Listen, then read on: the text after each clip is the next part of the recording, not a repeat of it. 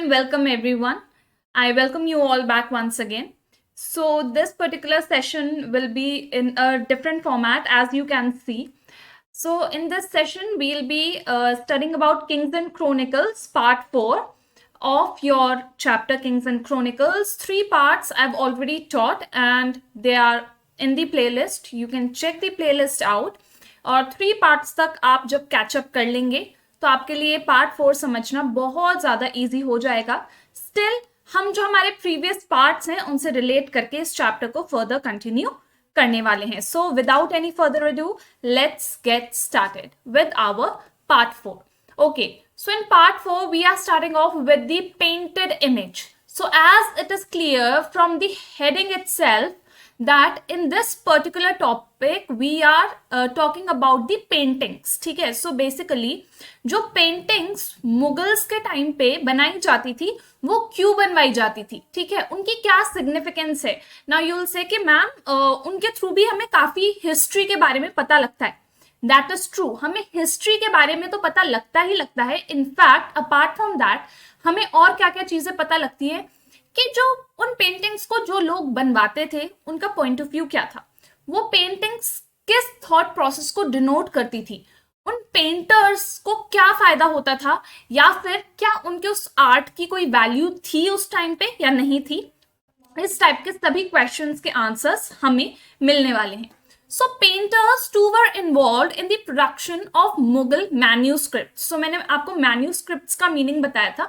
Manuscripts are like the small books, ठीक है, miniature version of large books, ठीक है. तो छोटी छोटी बुक्स को हम बोलते हैं manuscripts. तो पेंटर्स का क्या रोल होता था manuscripts में. So basically पेंटर्स क्या करते थे, जो कुछ भी manuscripts में लिखा होता था वो उसी चीज को एक पेंटेड वर्जन में शो करते थे. अब आपने देखा होगा in your books also you must have seen कि जो कुछ भी कंटेंट लिखा होता है उसका जो डिपिक्शन होता है वो पेंटिंग्स या फिर इमेजेस की फॉर्म्स में हमारी एनसीईआरटी बुक्स में या अदर बुक्स में गिवन होता है, विच ऑटोमेटिकली अट्रैक्ट्स योर अटेंशन और डाइवर्ट्स योर अटेंशन कि जो आप पढ़ रहे हो आप वो उस चीज को उस पेंटिंग के थ्रू रिलेट कर पाते हो, right. So chronicles narrating the events of a Mughal emperors rain contained alongside the written text. So suppose अगर किसी मुगल एम्परर का पूरा रेन बताया जा रहा है, रेन मतलब उसका टाइम पीरियड, उसका जो पूरा जितने टाइम उसने रूल किया, उसने कौन कौन सी चीजें करी या करवाई अपने रूल में, उन सभी चीजों को लिखा तो जाता ही था बट पेंटिंग की फॉर्म में डिपिक्ट भी किया जाता था alongside the written text, यानी कि written text के साथ साथ. Images that described an event in visual form. So basically अगर suppose किसी war के बारे में लिखा गया है, ठीक है, तो उस war से related जो painters होते थे कुछ ऐसी images draw करते थे कि ऐसा लगता था that words have come to life. ऐसा लगता था रीडर को कि जो वो पढ़ रहा है वो एक्चुअली उस चीज को अपने सामने एक मूवी की तरह देख सकता है. When scenes or themes in a book were to be given visual expression, जब इस चीज की बात आती थी कि ठीक है भाई जो लिखा गया है उसको ड्रॉ करना है या फिर उसकी कोई पेंटिंग बनेगी, ठीक है, तो ऐसे में क्या होता था, the scribe left blank spaces on near by pages. तो जो स्क्राइब का मतलब मैंने आपको बताया था ना, उस पर्सन को स्क्राइब बोलते हैं जो स्क्रिबलिंग करता था, बेसिकली जो लिखता था. तो जो स्क्रिबलर होता था वो पेंटिंग्स के लिए अलग से कॉर्नर में एक जगह छोड़ के स्क्रिबलिंग करता था, लिखता था, ताकि पेंटिंग्स को लेटर ऑन ऐड किया जा सके. Executed separately by artist. अब उन पेंटिंग्स को कौन ड्रॉ करते थे, स्पेशल आर्टिस्ट अपॉइंट किए जाते थे to draw those paintings were inserted to accompany what was described in words. यानी कि इन पेंटर्स का क्या रोल होता था कि ये वो चीज को डिपिक्ट करें जो वर्ड्स में लिखी गई है. These paintings were miniatures and could therefore be passed around for viewing and mounting on the pages of manuscripts. So ये paintings जो थी miniature version यानी कि छोटी छोटी बनाई जाती थी ये paintings ताकि इनको easily pass on भी किया जा सके for everyone to view them. Painting serve not only to enhance the beauty of a book. So ये तो बात है ही कि जिस बुक में पेंटिंग्स होती है वो और ज्यादा ब्यूटीफुल लगने लगती है, या फिर इमेजेस होती है वो एक बुक को ब्यूटिफाई भी कर देती है. तो ब्यूटिफिकेशन का काम तो ये करती थी. Apart from that, but were believe to possess special powers of communicating ideas about the kingdom. ये माना जाता था कि ये जो पेंटिंग्स हैं इनके थ्रू मुगल किंगडम के बारे में काफी कुछ बताया जा रहा है कि मुगल किंगडम कैसी थी, उसमें कौन कौन सी चीजें थी, लोग कितने हैप्पी थे मुगल किंगडम के रूल के under, and the power of kings in ways that the written medium could not. काफी बातें ऐसी थी जो रिटन मीडियम के थ्रू कन्वे ना होके पेंटिंग्स कन्वे कर देती थी. The historian Abul Fazl described painting as a magical art. Very important question आ सकता है. Who described painting as a magical art? कि किसने पेंटिंग्स को मैजिकल आर्ट कहा था? So अबुल फजल ने पेंटिंग्स को मैजिकल आर्ट बताया था. क्यों? क्योंकि पेंटिंग्स में वो पावर थी कि वो इनएनिमेट ऑब्जेक्ट्स को, इनएनिमेट ऑब्जेक्ट्स मतलब ऐसे ऑब्जेक्ट्स जो कि रियल नहीं है, ठीक है, उनको ऐसे शो कर सके दैट दे पोजेस लाइफ. यानी कि जो हमारे वी कैन से कि जो ऐसे ऑब्जेक्ट्स हैं जो लाइफलेस हैं उनको भी ऐसे शो कर सकती है पेंटिंग्स कि इनमें भी जान है. They can also speak. The production of paintings portraying the emperor, his court and the people who were a part of it. So paintings में क्या क्या शो किया जाता था? एम्परर जो राजा है वो शो किया जाता था, उसका दरबार, उसका कोर्ट, ठीक है, और जितने भी लोग जो उनके कोर्टियर्स होते थे, जो दरबार में बैठे होते थे, उनको भी इन पेंटिंग्स में डिपिक्ट किया जाता था. was the source of constant tension between rulers and representatives of the Muslim orthodoxy, the ulma. अब ये जो पेंटिंग्स का रिप्रेजेंटेशन था वो उल्मा क्या था? हमने पढ़ा था पहले भी हमारे टर्म 1 में. Ulama was a body of people, ठीक है, जो कि बेसिकली थोड़े ऑर्थोडॉक्स नेचर के थे. ऑर्थोडॉक्स मुस्लिम सोसाइटी से ये लोग बिलोंग करते थे और इनके अपने खुद के रूल्स एंड रेगुलेशंस थे. So these people were against the paintings. ये नहीं चाहते थे कि पेंटिंग्स की फॉर्म में कुछ भी डिपिक्ट किया जाए. अब हम पढ़ेंगे सोर्स हमारी, ठीक है. इन प्रेज ऑफ तस्वीर, सोर्स 1 है ये आपका, तो सोर्स फटाफट आप मार्क करेंगे. सोर्स 1, इसमें अबुल फजल की जो पेंटिंग है, तस्वीर एज एन पेंटिंग, उसके लिए कुछ लिखा गया है.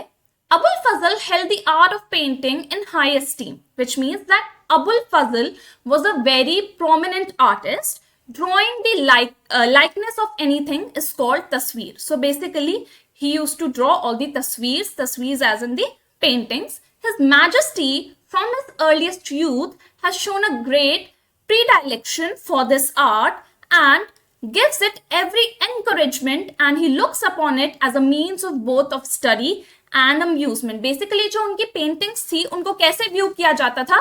कुछ ऐसी चीज जिसको देख के हैरानी हो, यानी कि वाओ कितना सुंदर बनाया गया है, और उससे आपको कुछ सीखने को भी मिले कि अच्छा उस टाइम पे जो रूल था वो ऐसा होता था. which means we are getting to know something new. A very large number of painters have been set to work. Each week, several supervisors and clerks of the imperial workshop submit before the emperor the work done by each artist. यानी कि जो paintings का chronicles में paintings को बनाने का काम दिया गया वो एक पर्सन को ना देके ग्रुप ऑफ पीपल को दिया गया, ठीक है. सो बेसिकली पूरी टीम इसमें इस काम में लगी हुई थी और उनको एम्परर के सामने जाके शो करना पड़ता था, सबमिट करना पड़ता था जो भी उन्होंने काम किया है. हर आर्टिस्ट ने जो कुछ भी बनाया होता था, ड्रॉ किया होता था, उसको प्रेजेंट करना होता था उन्हें किसके सामने? एम्परर के सामने. And his majesty gives a reward, और बदले में मैजेस्टी यानी कि एम्परर उनको क्या देता था? कोई भी रिवॉर्ड देता था अगर उनको उनका काम पसंद आता था. And increases the monthly salaries. कई बार as a you know as a symbol of his love for the painting, वो क्या करते थे? कई बार उनकी मंथली सैलरीज को, पेंटर्स की जो मंथली सैलरीज होती थी उनको भी रेज कर देते थे of the artist according to the excellence displaced. मतलब कि जो जितनी अच्छी पेंटिंग बनाता था, जितनी अच्छी पेंटिंग को डिस्प्ले करता था, उसको उतना ही अच्छा रिवॉर्ड देता था. कौन? किंग और emperor. Most excellent painters are now to be found, and masterpieces worthy of a Bizhat may be placed at the side of the wonderful works of the European painters who have attained worldwide fame. Basically उस time के painters का comparison European painters से किया जा रहा है जो कि काफी फेमस थे. दी माइन्यूटनेस इन डिटेल, यानी कि पेंटिंग की एक एक डिटेल को नोटिस किया जाता था कि काम कितनी अच्छी तरीके से, कितनी सफाई से किया गया है. दी जनरल फिनिश, की ओवरऑल जो पेंटिंग है वो फिनिश्ड वर्क में कैसी दिखती है. And the boldness of execution now observed in pictures are incomparable. So basically आज की पिक्चर्स को तो हम उस टाइम की पिक्चर्स से कंपेयर कर ही नहीं सकते. Even inanimate objects look as if they have life. As I told you earlier कि जो ऐसे ऑब्जेक्ट होते थे जो लाइफलेस होते थे वो भी उन पेंटिंग्स में कैसे लगते थे, जैसे कि they have come to life. More than 100 painters have become famous masters of the art. This is especially true of the Hindu artists. यानी कि इनमें famous artists कौन से थे? The Hindu artists were most famous among the artists. Their pictures surpass our conception of things. यानी कि जो वो present करते थे, जो वो draw करते थे, it was beyond anyone's imagination. Few indeed in the whole world are found equal to them. यानी कि आज के टाइम में या फिर आज के टाइम में इस वर्ल्ड में कोई बहुत रेयर ही ऐसा आर्टिस्ट होगा जो उनके वर्क के साथ कंपेयर कर सके. Artist from Iran also made their way to Mughal India. So ऐसा नहीं है कि जो मुगल एम्पायर के लोग थे वही आर्टिस्ट होते थे, ईरान से भी आर्टिस्ट आए थे. Some were brought to the Mughal court. कई आर्टिस्ट ईरान के ऐसे थे जिनको स्पेशली मुगल एम्परर्स ने ईरान से बुलवाया. As in the case of, जैसे कि for example Mir Syed Ali and Abdus Samad. ये दो आर्टिस्ट के नेम हैं, आपको याद रखने हैं, ठीक है. who were made to accompany Emperor Humayun to Delhi. So basically Mir Syed Ali और अब्दुस समाद को किसके साथ भेजा गया? एम्परर हुमायूं के साथ भेजा गया. कहाँ? Delhi. Others migrated in search of opportunities. काफी सारे पेंटर्स ऐसे भी थे जो न्यू जॉब अपॉर्चुनिटीज की तलाश में मुगल कोर्ट तक पहुंच गए. A conflict between the emperor and the spokesman of orthodox Muslim opinion on the question of visual representation of living beings was a source of tension. जैसे मैंने बताया कि कई बार ये जो रिप्रेजेंटेशन था विजुअल फॉर्म में, ये कंट्रास्ट कर रहा था या फिर काफी कंफ्लिक्ट कर रहा था किसके साथ? मुस्लिम ऑर्थोडॉक्स सोसाइटी के साथ, क्योंकि जो मुस्लिम ऑर्थोडॉक्स सोसाइटी थी वो इस फेवर में नहीं थी कि चीजों को पेंट किया जाए. Akbar's court historian Abul Fazl cites the emperor as saying there are many that hate painting but such men I dislike. यानी कि अबुल फजल क्या लिखते हैं? जो अकबर के कोर्ट हिस्टोरियन थे अबुल फजल, वो लिखते हैं कि एक बार अकबर ने कहा कि ऐसे बहुत सारे लोग हैं जो पेंटिंग से नफरत करते हैं और मुझे ऐसे लोगों से ही नफरत है. It appears to me that an artist has a unique way of recognizing God when he must come to feel that he cannot bestow life on his work. यानी कि कई बार ऐसा भी कहा गया है कि कोई आर्टिस्ट अपने वर्क को किससे इक्वलाइज करता था? गॉड से, कि भाई मेरा वर्क कैसा है? It is the representation of God's own work. So with this we come to an end of our session, but we'll take a quick recap first. So आज हमने पेंटेड इमेज के बारे में पढ़ा, ठीक है, जिसमें हमने पढ़ा मैन्यूस्क्रिप्ट्स के बारे में. मैन्यूस्क्रिप्ट्स क्या थी? Miniature books. याद रखेंगे आप, फर्स्ट पॉइंट आपका बन गया, ठीक है. जो पेंटिंग्स थी वो कहाँ पे ड्रॉ करी जाती थी? अलॉन्ग साइड दी रिटन टेक्स्ट. रिटन टेक्स्ट के साइड में ही जो कुछ भी लिखा होता था उनका डिपिक्शन पेंटिंग्स के थ्रू किया जाता था. अपार्ट फ्रॉम दैट सीन्स जो होते थे पेंटिंग्स के, ठीक है, ये एक वर्चुअल या फिर एक विजुअल एक्सप्रेशन देते थे किसको? वर्ड्स को, कि जो कुछ भी वर्ड्स में लिखा है वो एक विजुअल फॉर्म में भी होना चाहिए. इसीलिए जो स्क्रिबलर होता था वो क्या करता था? ब्लैंक स्पेस को पहले से ही छोड़ के रखता था ताकि बाद में जो पेंटर है उस जगह पे वर्ड्स को पढ़ के वही पेंटिंग बना सके. अपार्ट फ्रॉम दैट ये वर्क पेंटिंग्स बनाने का किसका होता था? आर्टिस्ट का होता था. ये पेंटिंग्स किस फॉर्म में होती थी? मिनिएचर फॉर्म में होती थी, यानी कि छोटी छोटी पेंटिंग्स होती थी. और ये क्यों बनाई जाती थी इस फॉर्म में? ताकि इनको पास ऑन किया जा सके from one person to another for viewing. इसके बाद हमने क्या पढ़ा कि पेंटिंग्स ड्रॉ ही क्यों करी जाती थी, to enhance the beauty of the book, ये बुक की ब्यूटी को और ज्यादा एनहांस करती थी। मुगल जो पीपल थे या किंग्स थे, उनके जो आइडियाज थे उनको कन्वे करती थी किस तक, कॉमन पीपल तक, जिनके लिए इन पेंटिंग्स को ड्रॉ किया जाता था। अपार्ट फ्रॉम दैट, अबुल फजल ने पेंटिंग्स को क्या कहा है, मैजिकल आर्ट का नेम दिया है। क्यों? क्योंकि ये इनएनिमेट ऑब्जेक्ट्स को भी कैसे शो करती थी, as if they possess life, जैसे कि कोई नॉन लिविंग थिंग भी रियल हो। अपार्ट फ्रॉम दैट, ये जो पेंटिंग्स थी ये क्या शो करती थी, ये एम्परर को शो करती थी, उसके कोर्ट को शो करती थी, वहां रहने वाले लोगों को शो करती थी। अपार्ट फ्रॉम दैट, ये जो पेंटिंग्स थी ये सोर्स ऑफ टेंशन बनी रही किसके बीच में, मुस्लिम ऑर्थोडॉक्स कम्युनिटी के बीच में, क्योंकि ये उल्मा के रूल्स के अगेंस्ट थी। बेसिकली जो उल्मा सोसाइटी थी उसके रूल्स के अगेंस्ट थी। ठीक है, उसके बाद मैंने आपको सोर्स करा दी है। ठीक है, सोर्स आप अच्छे से मार्क करेंगे, कोई भी कंफ्यूजन होगा आप मुझे कमेंट सेक्शन में जरूर बताएंगे। Is that clear? So I hope कोई कंफ्यूजन अब तक नहीं है। मोस्टली जो हमने पेंटेड इमेज में पढ़ा, सोर्स में उसी का एक तरीके से I would say repetition given है। ठीक है, सो आपको जो क्रक्स है कि पेंटिंग्स क्यों ड्रॉ करी जाती थी वो आपको याद रखना है। दो फेमस आर्टिस्ट के नेम आपको याद रखने हैं, कौन से, Mir Syed Ali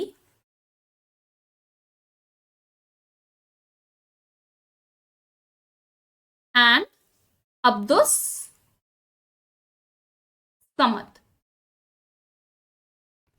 okay, apart from that, ये जो पेंटिंग्स थी as I told you were source of conflict between the emperor and the spokesman of orthodox Muslim opinion. So who's a spokesman, basically जो मुस्लिम कम्युनिटी के बिहाफ पे बात करता था या बोलता था। ठीक है, क्योंकि उन्होंने किसको क्वेश्चन किया, इस विजुअल रिप्रेजेंटेशन को क्वेश्चन किया कि भाई ये पेंटिंग्स नहीं ड्रॉ करी जानी चाहिए। ठीक है, अपार्ट फ्रॉम दैट, अकबर का क्या कहना था, there are many that hate painting. Akbar क्या मानते थे, सॉरी अबुल फजल क्या मानते थे कि बहुत सारे ऐसे लोग हैं जो पेंटिंग से नफरत करते हैं और ऐसे लोगों से मैं नफरत करता हूं। It appears to me that an artist has a unique way of recognising God when he must come to feel that he can not bestow life on his work. So with this we come to an end of our today's session. आपको क्या याद रखना है, जैसे ही आप ये session देखेंगे NCERT आपकी ओपन होनी चाहिए। ठीक है, जो पॉइंट्स मैंने इसमें इंक्लूड किए हैं वो सब आप मार्क करेंगे अपनी एनसीईआरटी में। आपको जो ब्लैंक स्पेस है उसमें पॉइंटर्स बनाने हैं पेन या पेंसिल से। हेडिंग्स आप जरूर बनाएंगे और इंपॉर्टेंट नेम्स जो इसमें आए जैसे कि अब्दुल फजल, अब्दुल समद, इनको आप जरूर अंडरलाइन करेंगे या लिखेंगे। ठीक है, इसके अलावा आप पीओवी भी लिख सकते हैं कि हर किसी का क्या पॉइंट ऑफ व्यू था किसको लेके, इन पेंटिंग्स को लेके।